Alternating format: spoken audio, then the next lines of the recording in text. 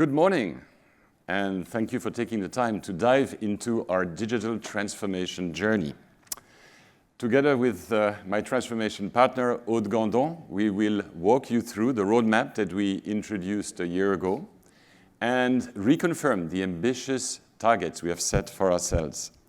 So this presentation is about bringing in new data and tech capabilities to engage with customers and consumers at scale. It's about transforming a portfolio of nearly 2,000 brands to drive sustainable and profitable growth. That's the agenda for today. Then tomorrow, we will take a quick tour of the growth supporting engine we are building and setting up at our tech and data hub here in Barcelona. But first, let's look at some macro trends that have either emerged or been confirmed post-COVID. 4 of those are actually an acceleration of trends that were at play pre-COVID. Food as first medicine, with consumers looking more and more for holistic health benefits. Second, and Mark alluded to this, digital and e-com that got a formidable boost during the COVID years, gaining years of household penetration in the process. Third, increasing price polarization between affordable and premium, further exacerbated, of course, by the unprecedented inflation we are living through. And sustainability as a clear must-have now for about half our consumers worldwide. And then 2 additional macro trends are more of a shift through and post-COVID. First is out-of-home to in-home during COVID, and then back to out-of-home, but still with sustained in-home consumption post-COVID, and through in out-of-home some more new emerging models. And last, local for local, with 3 key drivers behind this macro trend. One is local as a proxy for food security and sustainability.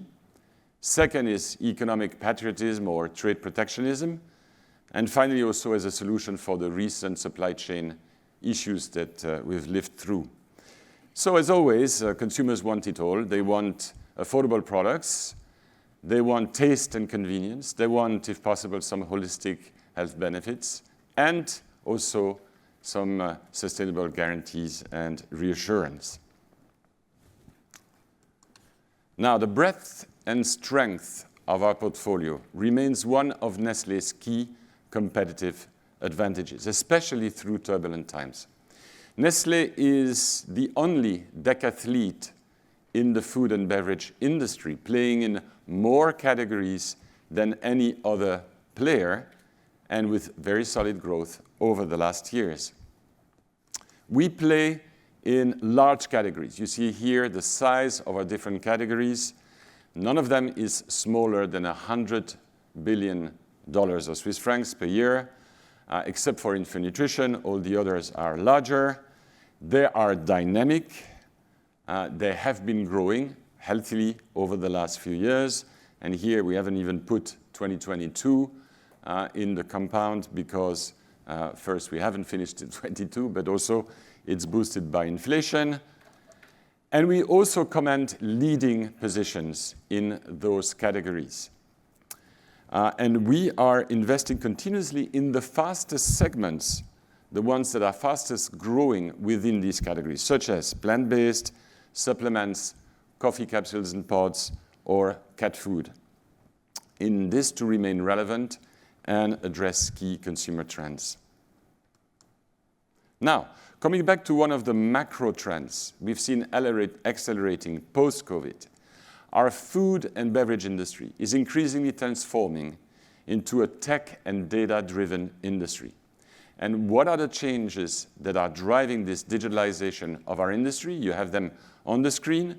First, digital consumption is still on the rise, and social media channels continue to be the fastest growing form of online and digital engagement, but with a new balance between the incumbent channels, think, of course, Facebook, and the emerging ones, think TikTok. Second, online shopping is pervasive. The growth in 2022, post-peak pandemic, is slowing down somehow, but there's no way back. And we expect a rebound again from next year onwards, driven by shoppers' demand for convenience and elevated experiences. And it is this demand for integrated and elevated experiences that is also a driver for the emergence of the new business models, such as social commerce, expected to triple by 2025, or the new monetization models of retailers that are commercializing now their online real estate and their access to shoppers. We see at Nestlé data and tech as a source of significant competitive advantage.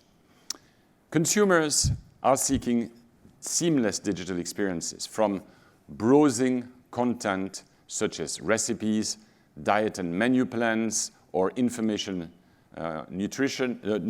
information, to online shopping for their favorite brands. And this presents us with a formidable challenge that is also a fantastic opportunity, which is building traffic on our branded digital engagement platforms and connect them seamlessly with our retailers' ecosystems or with our D2C options where relevant.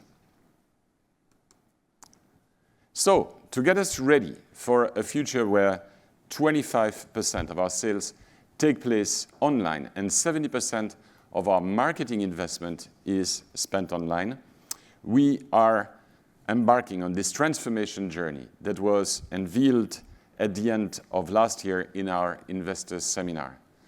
We have devised a comprehensive roadmap consisting of investing in people and tech, changing the way we operate across geographies and categories, adding new experts, and upskilling our entire teams so that we can raise the digital intensity in all categories, rejuvenating our core, in particular the 31 billionaire brands that we have and account for about 70% of our sales, and amplifying our digital-first brands, the ones that act as lighthouses for our organization worldwide.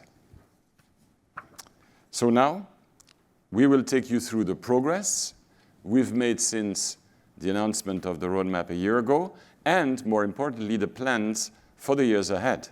And this across the 4 strategic priority areas we have defined, which are direct consumer access at scale, next level content, channel-less commerce, and always-on analytics. These 4 priorities feed off and amplify each other to reach one overarching objective, which is accelerate our digital transformation, build a competitive advantage, and lead the industry, ultimately, of course, to accelerate our growth. So let's start unpacking our progress along these 4 strategic areas. And for this, I'm calling to the stage Aude Gandon, our Chief Marketing Officer that has joined us from Google. So, Aude, please. Thank you, Bernard. Good morning, good afternoon. So, as we shared in our last Investor Seminar in November 2021, we have now the ambition to double the amount of first-party data that we will acquire on our Nestlé properties. So the way we do this is very simply on all our different kind of categories and all our different properties. So think, for example, our website. That enables us to really get first-party data of high quality, but also we make sure that we have the consent of our consumers to be able to leverage this data. This really helps us to make our media investment with great ROI, but also, making sure that we lower the acquisition cost. As you've heard earlier this morning from Mark, we really have seen a real hike in acquisition cost on all the different digital platforms. So really securing our first-party data so we can really have a one-to-one conversation with our consumers is definitely key. So as an example, in the culinary category, we have amazing properties such as our recipe website. In Latin America, our recipe website called Recetas is actually the second recipe website used in all Latin America. We have more than 200 million visits a month, which means that we can really get understanding of what consumers are looking for, what recipes they are looking for. Also, how do they play with our recipes? Because they engage, they start to post comments, they start to actually even sometimes change a bit the recipe to make it their own and engage with communities.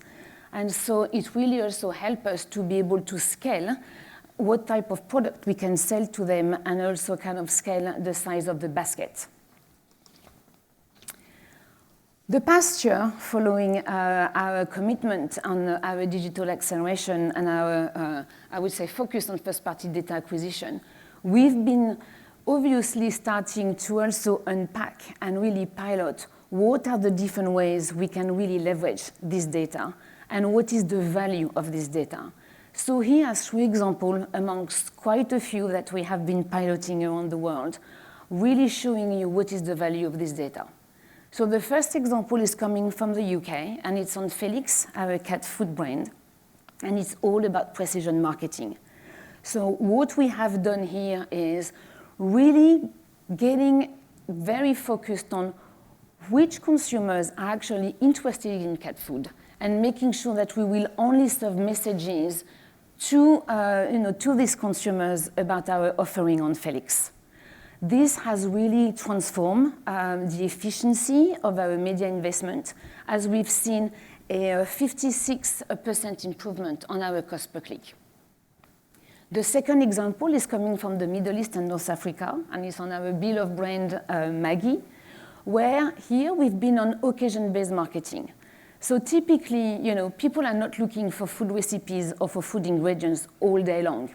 So depending on what is your culture, you really have certain times of the day, certain time of the week, where we can see consumers really looking for ideas of what to cook for dinner, or when they're really preparing for their weekly shopping.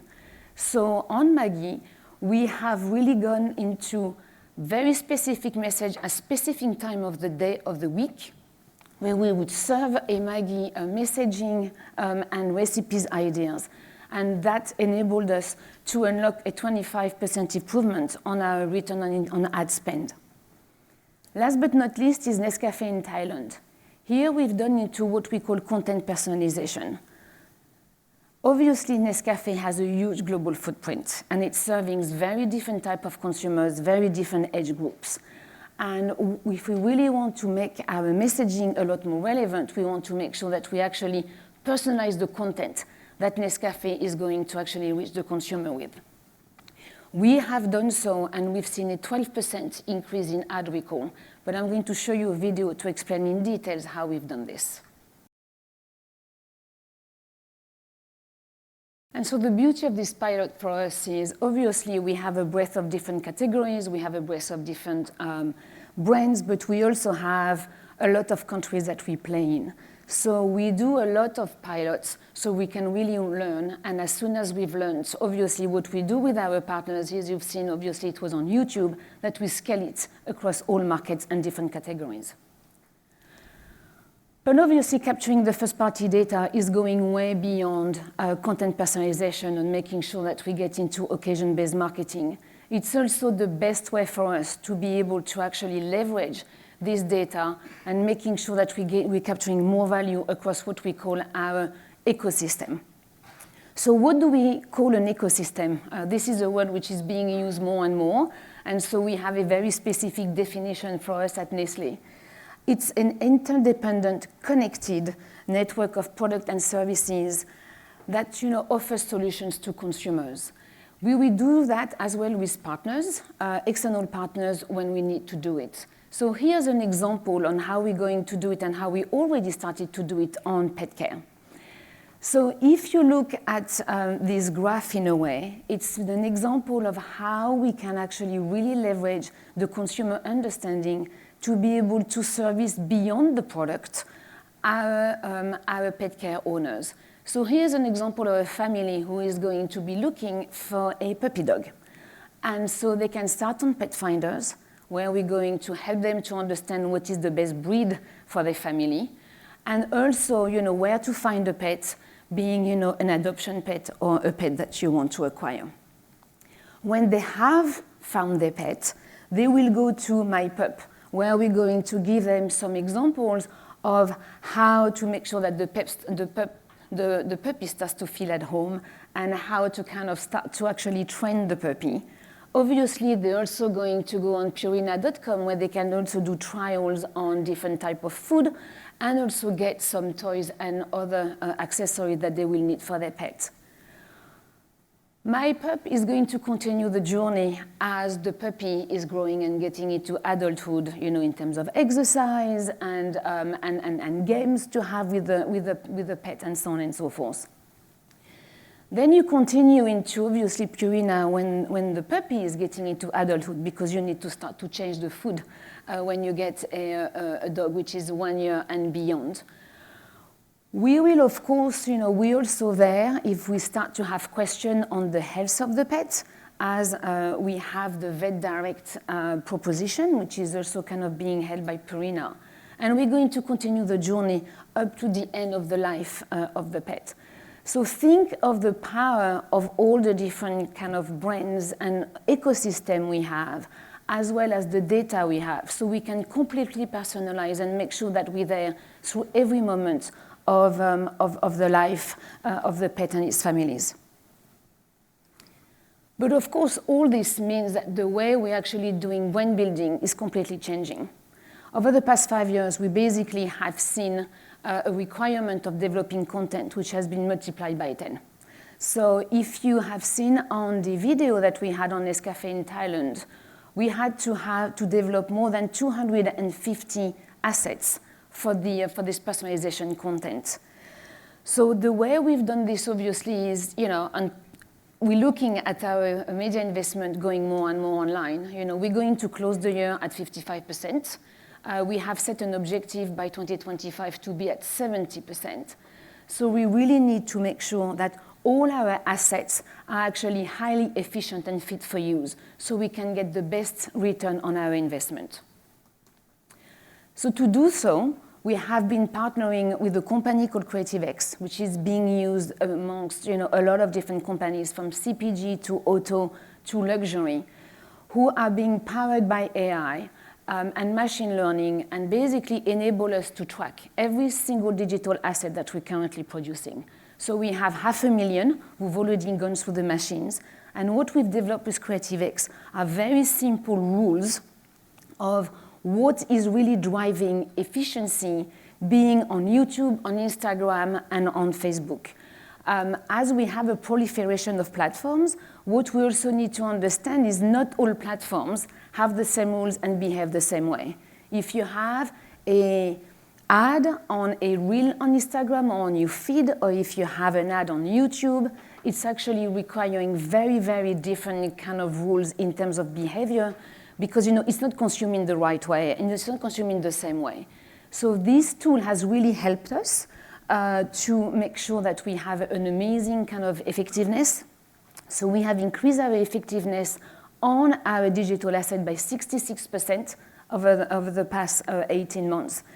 But also, we have been requiring all our teams around the world to make sure that all the assets are going through the tool. We now have a 72% of all our global assets who are actually answering these rules, which is way beyond the CPG average, which is currently at 43%. But then it gets into production. We have this proliferation. Some campaigns require hundreds of assets, and so we needed to step change the way we're actually looking at our production content. So we have developed new internal content studios that we have around the world. We have more than 30 studios around the world, which have been replacing all the different kind of partners that we had around the world. This has really driven efficiency of 50%. obviously in terms of cost, but also in terms of agility and speed. It's a 24/7 content studios running. A lot of them now are actually powered by automation. So we even do some automated translation because, again, we have, for example, taking a Nescafé or a Maggi, you can have different assets being used in a lot of parts of the world. And so having all these content studios, which are being more and more also automated, really help us, where you can basically take different coffee shots and make a 6-second bumper ads on YouTube, within an hour. But it's not just content. We need more and more expertise today. And so what we also have decided to do is to internalize a lot of the marketing expertise across the whole digital value chain. So think website services. Now everything is centralized, which really help us because now we have one architecture of websites. So you can build a website within 4 days if any markets needs a new website. And we know that they are completely secure. We have all the right consent, which is being kind of embarked on this website. Content services, obviously, I've already touched on. Think of CRM services, search services, but also digital commerce. So we now have 7 of these centers around the world. We are building more as we speak, which means that we have now more than 1,000 experts across the world who are able to service all our teams in 186 markets. Back to Bernard. Thank you. Thank you, Aude. We are indeed leading the pack also on content studios. Now moving on to channel-less. Channel-less is a massive transformation, probably the biggest one since the invention of hypermarkets in the 70s and the emergence of e-commerce in the 2000s. So what it is all about?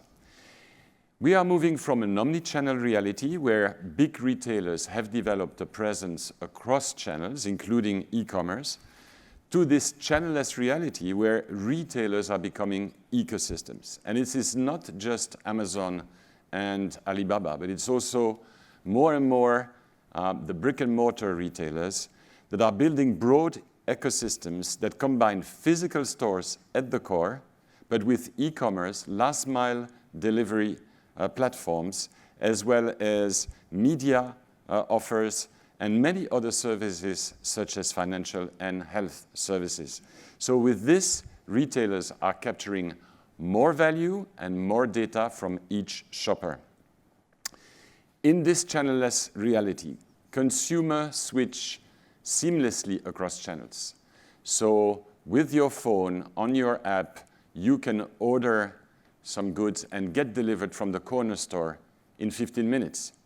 You can also order online and go to a supermarket and pick up the goods.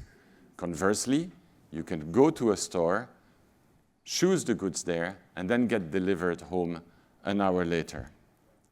So for us, this transformation has 3 imperatives. First, as Aude mentioned, we need to build our own ecosystems to have direct access and engagement with consumers at scale. Second, there's more and more data, more and more granular and complex. So we need to develop our analytics capabilities to deal with this huge amount of data. And the third implication is that we need to win everywhere. We need to continue winning offline, where we've always won, but also increasingly win online and across all channels, including these new emerging ones. So winning in e-commerce is more critical than ever. This is why we made public this ambition last year of reaching 25% of our sales in e-commerce.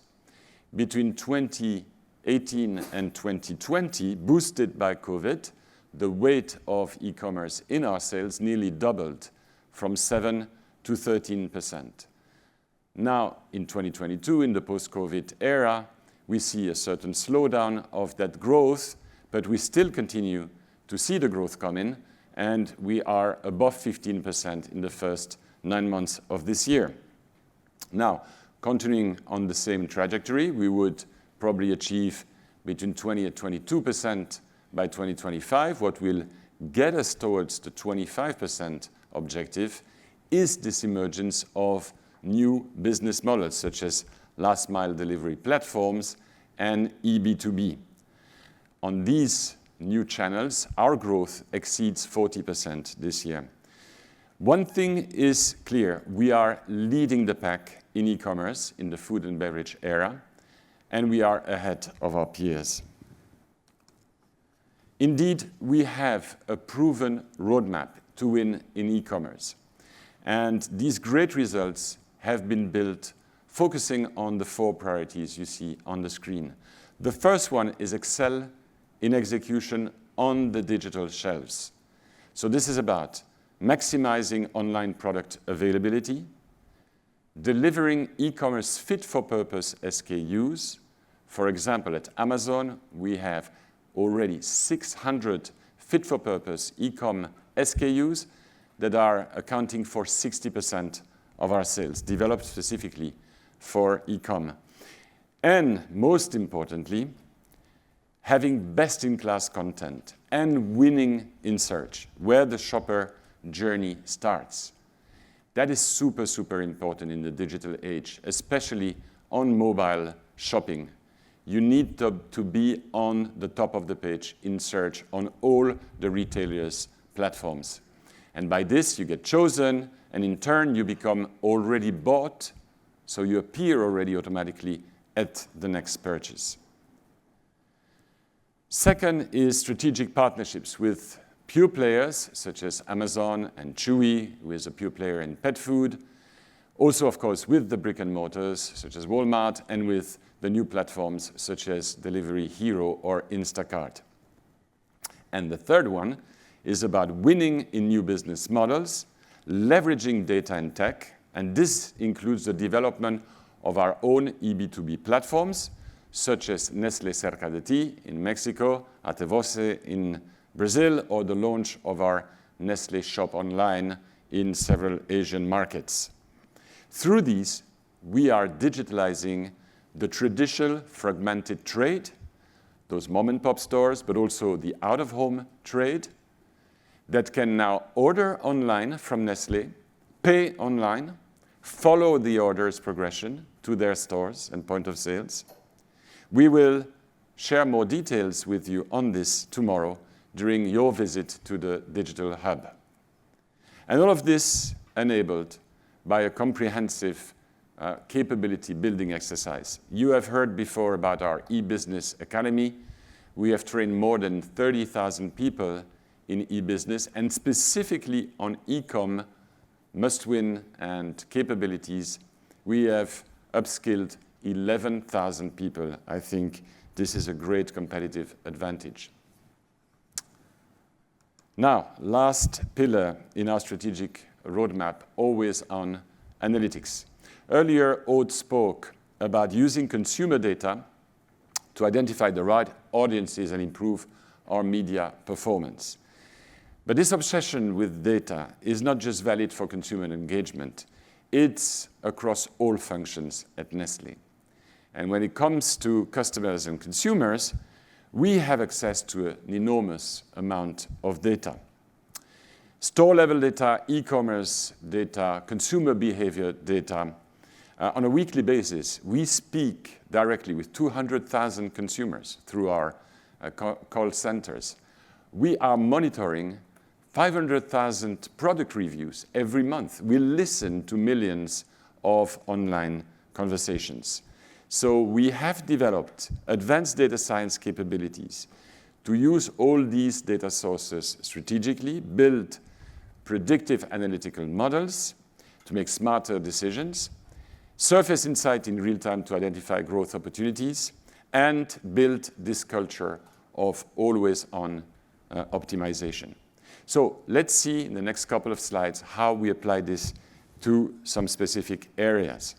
First, the advanced analytics solutions for SRM, for strategic revenue management, with two principal applications. Pricing optimization, and that is first, in-house price elasticity studies. We used to do this with the likes of Nielsen or Kantar outside. We now do this in-house real-time, more granular, faster for better decisions. Second, price pack architecture use cases to define the optimal pack sizes across customers and channels. So that's one. The second one is customer investment management. That is to plan and manage our trade spend, including optimizing our very important trade promotion budgets. So these optimal solutions are being implemented in many key markets, delivering great value and confirming the potential for these analytics options that allow for optimizing pricing and trade spend. The last one is our solutions for our sales operations. So route to market, sales forces, point of sales management. These analytics combine different data sources, internal, but also external, like, of course, retailers' data or market shares, making information easily available for our teams to drive better decisions and faster action. That includes descriptive analytics, so for example, sales forces dashboards, but also prescriptive use cases to improve our forecasting, for example, and as well predictive to improve our forecasting, and prescriptive, such as, for example, defining the optimum assortment for a specific point of sales. So these kind of solutions are already live in some key markets with large sales forces, for example, India, Mexico, Brazil. That allows, for example, in the case of India, you see an increase in average purchase per outlet, improvement in forecast accuracy, and in demand planning accuracy. We have bold plans to roll out these solutions in the next few months to more than 20 markets. And that is both in the developed and in the emerging markets. We will see now a video from an emerging market, Central West Africa, that shows how these tools are used in practice. And tomorrow, you will get a demo when we visit the Digital Hub. So let's see Central West Africa video.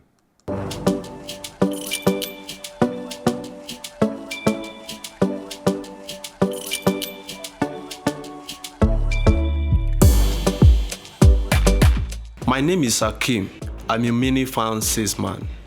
I have 151 points of sale in my route plan. I visit all my stores once a week and 4 times per month. I cover 25 stores per day and sell on average of 12 lines per productive call.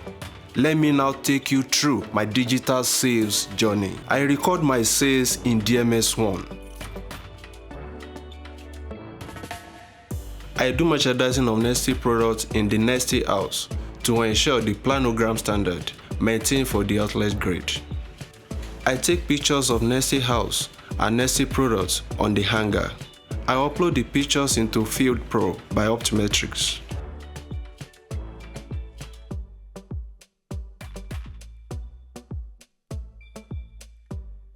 At the end of the working day, I replicate the data. DMS1 captures the sales force performance. Field Pro looks at in-store execution. Da Vinci, our data lake, connects the dots, runs reports, and allows for analytics at scale. I now get a report with the key sales metrics in the morning by email, which show me my performance for yesterday and the month so far. I know exactly where I stand versus my objectives.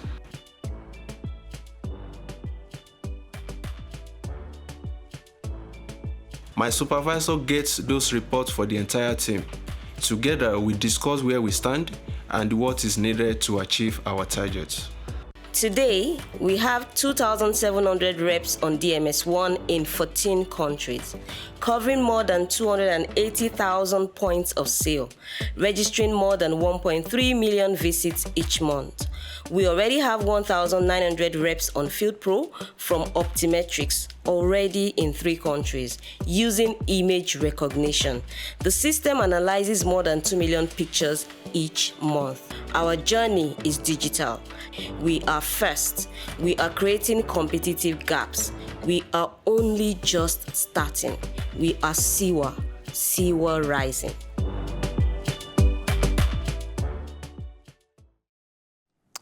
So if we can do this in Central West Africa, we can do this around the world.